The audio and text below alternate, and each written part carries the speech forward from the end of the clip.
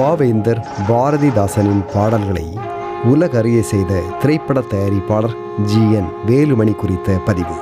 GN வேலுமணியின் 100ஆண்டு விழா கடந்த ஆண்டு கொண்டாடப்பட்ட பின்னணியில் தமிழ் திரையின் நட்சத்திர நடிகர்களான புரட்சி நடிகர் எம்ஜிஆர், நடிகர் திலகம் சிவாஜி கணேசன், காதல் மன்னன் ஜெமினி கணேசன், இலட்சிய நடிகர் SS ராஜேந்திரன் ஆகிய நால்வரையும் வைத்து படம் தயாரித்த சில தயாரிப்பாளர்களுள் GN வேலுமணியும் ஒருவர்.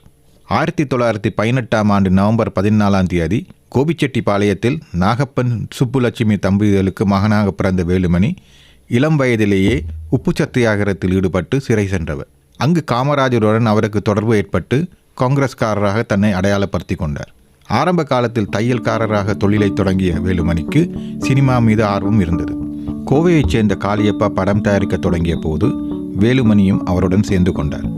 காளியப்பா தயாரித்த படம் சொர்க்கவாசல். அறிஞர் அண்ணா கதை வசனம் எழுதிய இந்த படம் வேலுமணிக்கு திரையுலக சொர்க்கவாசலை திறந்துவிட்டது. இந்த படத்தில் தயாரிப்பு நிர்வாகியாக பணிபுரிந்தார் வேலுமணி. அதன் பின்னர் சென்னைக்கு வந்த வேலுமணி KR ராமசாமி நடித்த நீதிபதி படத்திற்கும் தயாரிப்பு நிர்வாகியாக பணியாற்றினார். இதே காலகட்டத்தில் அறிமுகமான இயக்குனர் பீம்சிங், கதாசிரியர் MS சோழமலை இவர்களுடன் நெருக்கம் ஏற்பட்டது. பீம்சிங் தனது புக்தா பிக்சர்ஸ் நிறுவனத்தை ஆரம்பித்த போது பதிபக்தி படத்தை தயாரித்த போதும் பட தயாரிப்பாளர்களுடன் ஒருவராக வேலுமணியும் இணைந்து கொண்டார். சிவாஜி ஜெமினி சாவித்ரி நடித்த பதிபக்தி மாபெரும் வெற்றி பெற்றது. இந்த படத்தின் தயாரிப்பு நிர்வாக பொறுப்பும் வேலுமணியிடமே ஒப்படைக்கப்பட்டது. பதிபக்தி படத்தின் வெளிப்புற படப்பிடிப்பின் போது சிவாஜி ஜெமினியை சுடும் காட்சி படமானது. இதன்போது சிவாஜியின் துப்பாக்கியில் இருந்த போலி ரவை வேலுமணி மீது தவறி பாய அவருக்கு காயம் ஏற்பட்டது. இந்த சம்பவம் வேலுமணி மீது சிவாஜிக்கு ஒரு அனுதாபத்தை ஏற்படுத்தியது. அதன் விளைவு வேலுமணி பட தயாரிப்பாளராவதற்கான கதவை திறந்துவிட்டது. சிவாஜியின் ஒத்துழைப்புடன் சொந்தத்தில் படம் எடுக்க தொடங்கினார் வேலுமணி. சரவணா ஃபிலிம்ஸ் என்ற பெயரில் பட நிறுவனத்தை தொடங்கி பீம்சிங்கின் இயக்கத்தில் 1959ஆம் ஆண்டு பாகப்பிரிவினை படத்தை உருவாக்கினார் GN வேலுமணி. இந்த படத்தில் தான் சரோஜாதேவி சிவாஜியுடன் முதலில் இணைந்தார். அதேபோல் நடிகைவேல் MR ராதாவும் இதில் சிவாஜியுடன் சேர்ந்து நடித்து திரையுலகில் ஒரு நிரந்தர இடத்தை பிடித்து கொண்டார். சிவாஜியுடனான மோதலில் அவர் படங்களுக்கு பாடல் எழுதாமல் இருந்த கவிஞர் கண்ணதாசன் இந்த பாவரிசை படத்தில் தான் மீண்டும் சிவாஜிக்கு பாடல்கள் எழுத தொடங்கினார். கிராமிய பாணியில் தம்மால் இசையமைக்க முடியும் என்பதை விஸ்வநாதன் ராமமூர்த்தி இருவரும் இந்த படத்தின் மூலம் நிரூபித்தார். பாகப்பிரிவினை 200 நாட்களுக்கு மேல் ஓடி சாதனை புரிந்தது. பாகப்பிரிவினை வெற்றியை தொடர்ந்து அதே கலைஞர்களை பயன்படுத்தி பாலும் பழமும் படத்தை தயாரித்து மீண்டும் வெற்றி கண்டார் வேலுமணி. 2 படங்களின் தொடர் வெற்றியை தொடர்ந்து தமிழ் சினிமாவில் முன்னணி தயாரிப்பாளராக ஒருவராக அடையாளம் காணப்பட்டார் வேலுமணி.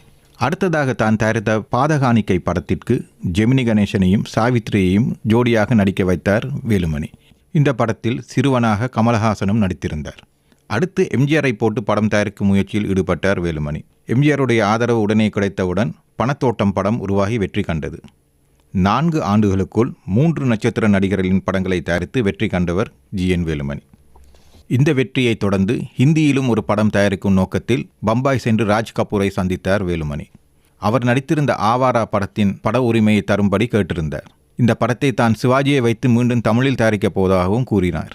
ஆனால் ராஜ் கபூர் அதற்கு மறுப்பு தெரிவிக்கவே அவருடைய திட்டம் வேறு விதமாக மாறியது. ஹிந்தியிலும் ஒரு படம் தயாரிக்கும் முடிவுடன் வேலுமணி செயற்பட்டார். ஷம்மி கபூருடைய நடிப்பில் ராஜ்குமார் என்ற ஒரு படத்தை அவர் ஆரம்பித்தார். 1965ஆம் ஆண்டு MGR சரோஜாதேவி நடிப்பில் படகோட்டி வெளிவந்து 100 நாட்கள் ஓடி வெற்றி கண்டார்.